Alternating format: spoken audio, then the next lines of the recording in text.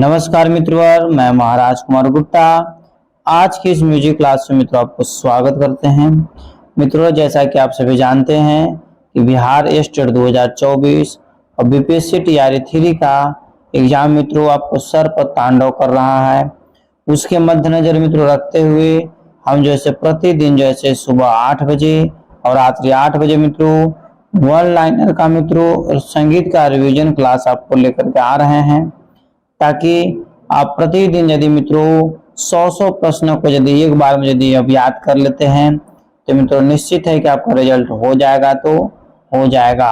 अतः बिना समय गवाए मित्रों जैसे रिवीजन क्लास मित्रों बारीकी से आप अपने पैर हाथ बांध करके बैठ जाइए और फर्स्ट इंटू लास्ट मित्रों जरूर क्लास को देखते रहिए, ताकि आपको कोई भी प्रश्न आपके एग्जाम में छूट न पाए।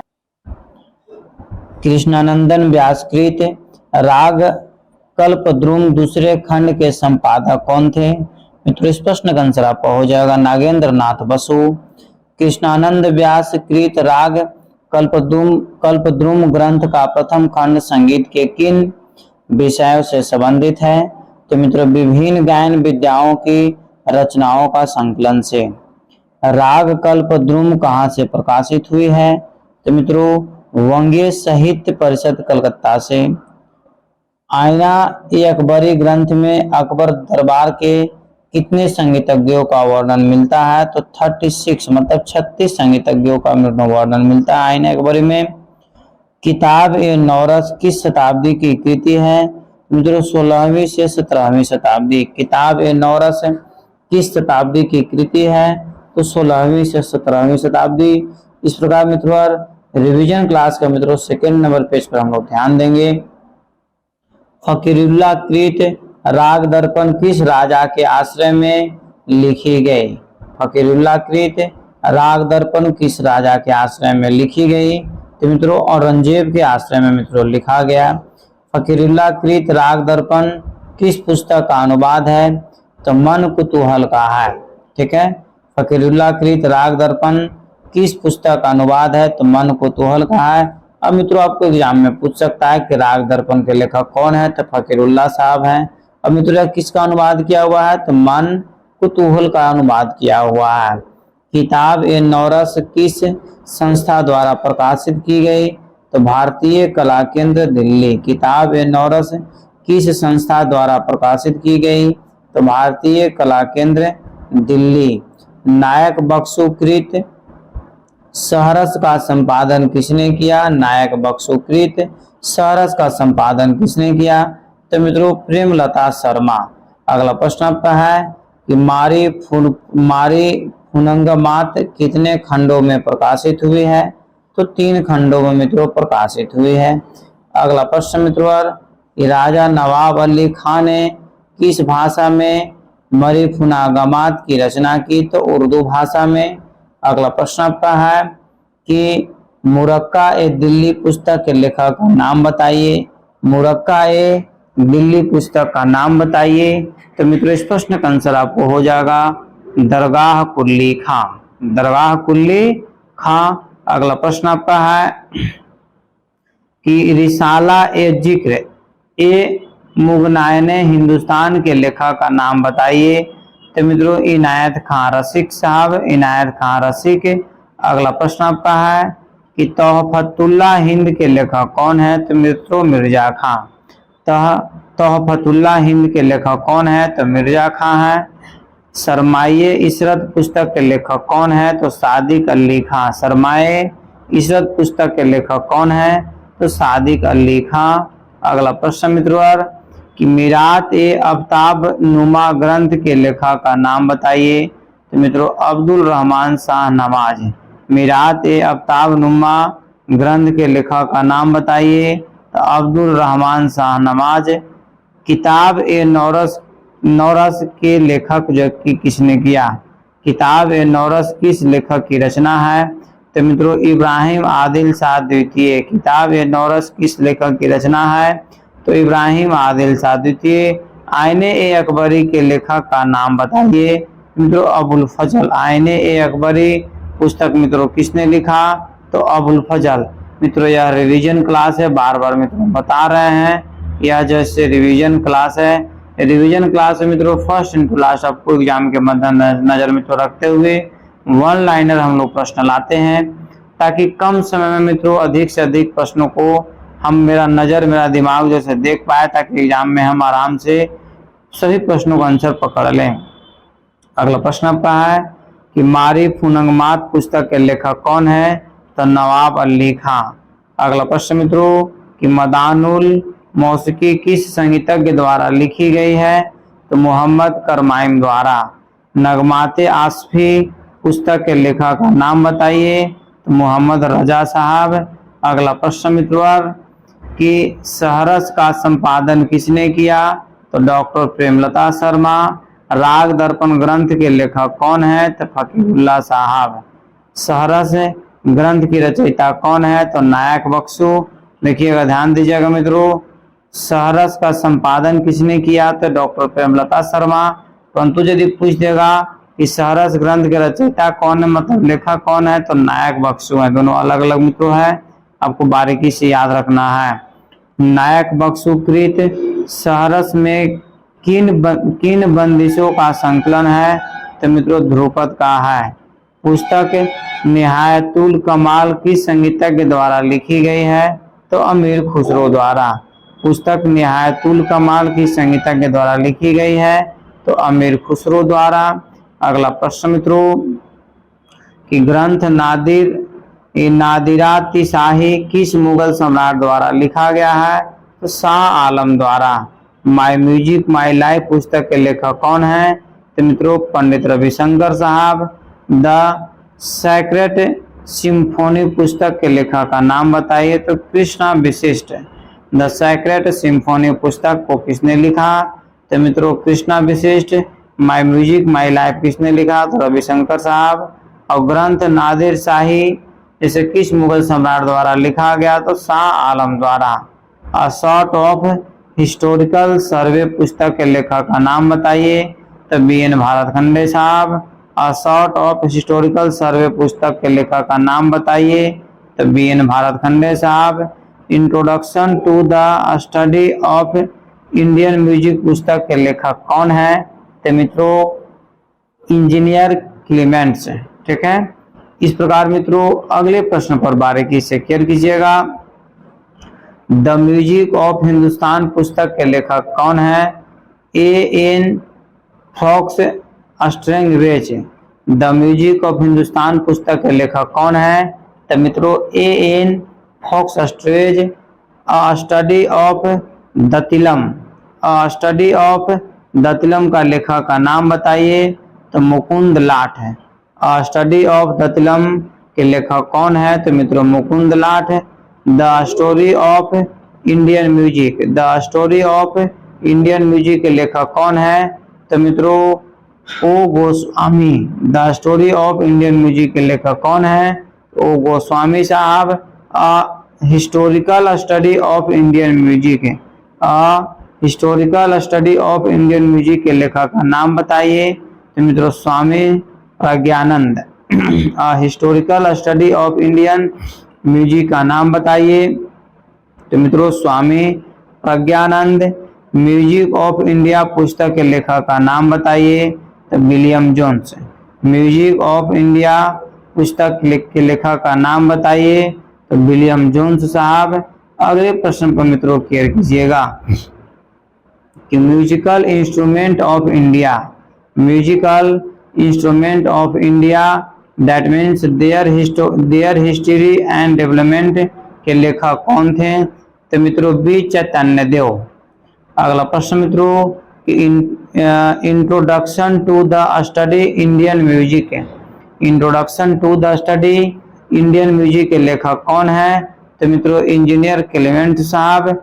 Music of the nations. Music of the nations मतलब संगीत ही मित्रों राष्ट्र है के लेखक का नाम बताइए? तो मित्रों स्वामी प्रज्ञानंद साहब लिखे हैं।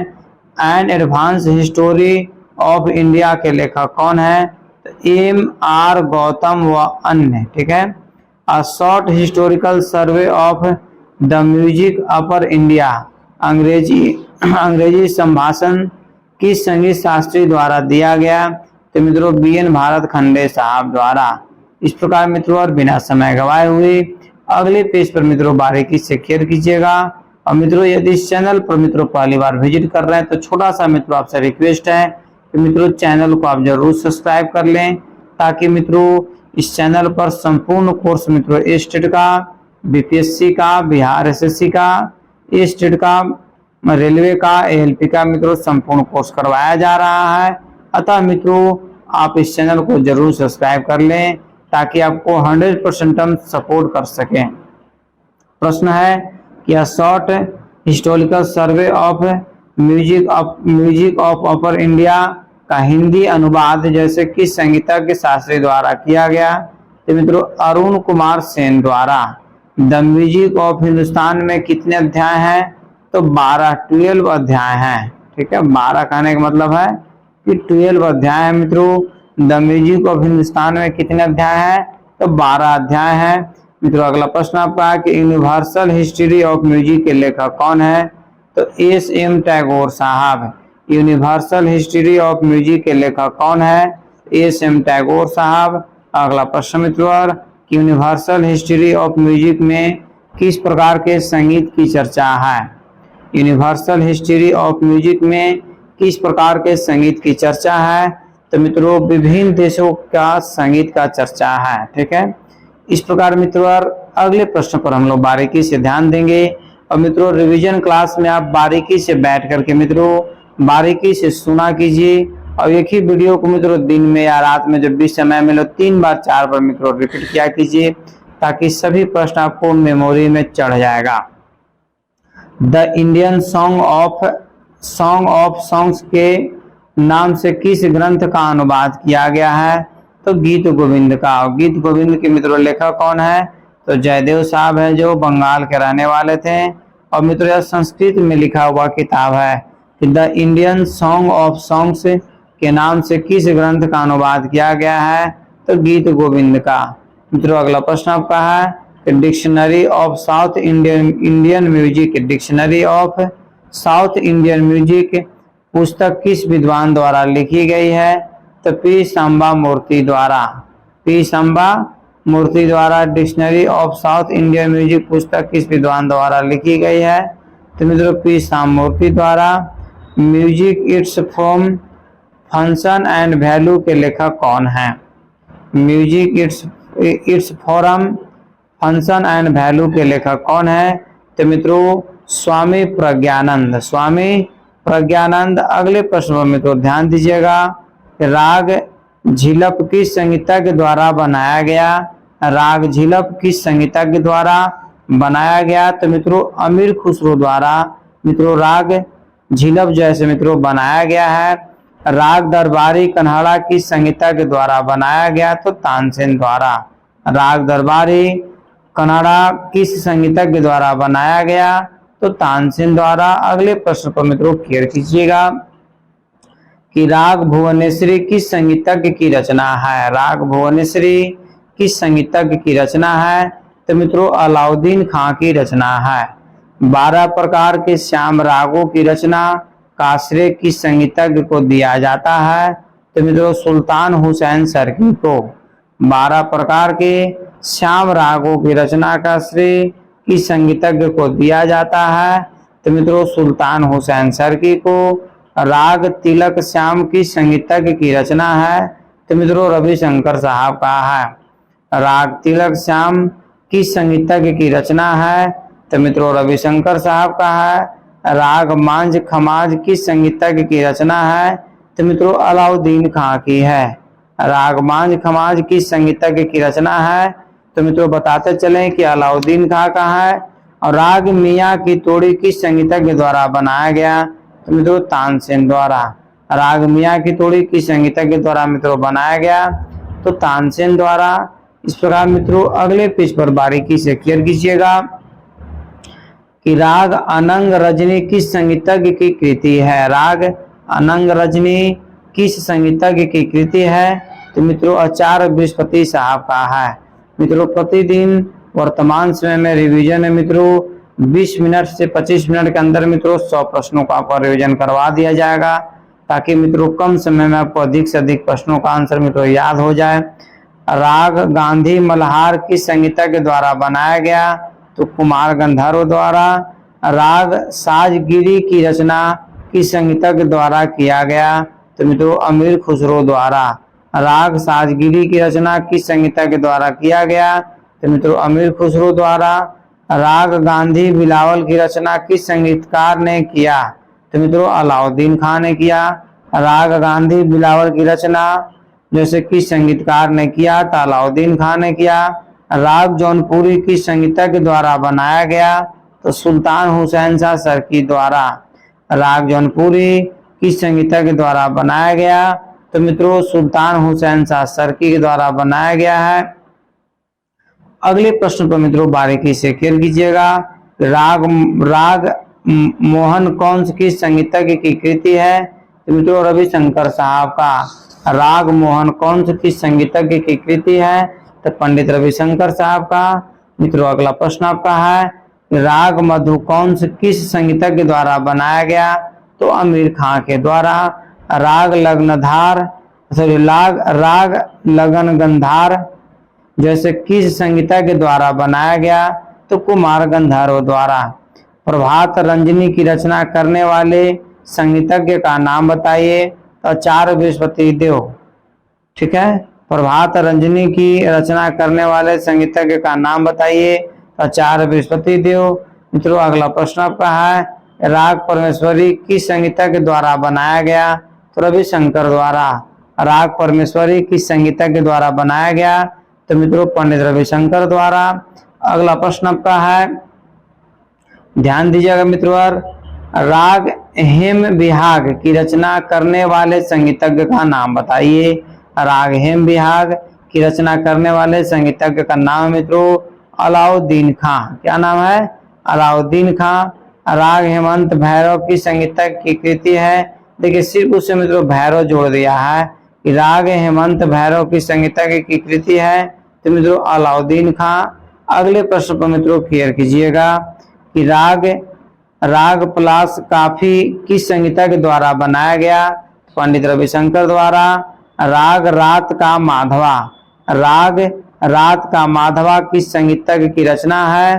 तो कुमार गंधर्व की मित्रों रचना है। इस प्रकार हम लोग बिना समय गवाए मित्रों अगले प्रश्न पर क्लियर करेंगे कि राग जन सम्मोहनी किस संगीतज्ञ द्वारा बनाया गया? पंडित रविशंकर द्वारा। राग जन सम्मोहनी की संगीतज्ञ द्वारा बनाया गया? तो मित्रों पंडित रविशंकर द्वारा।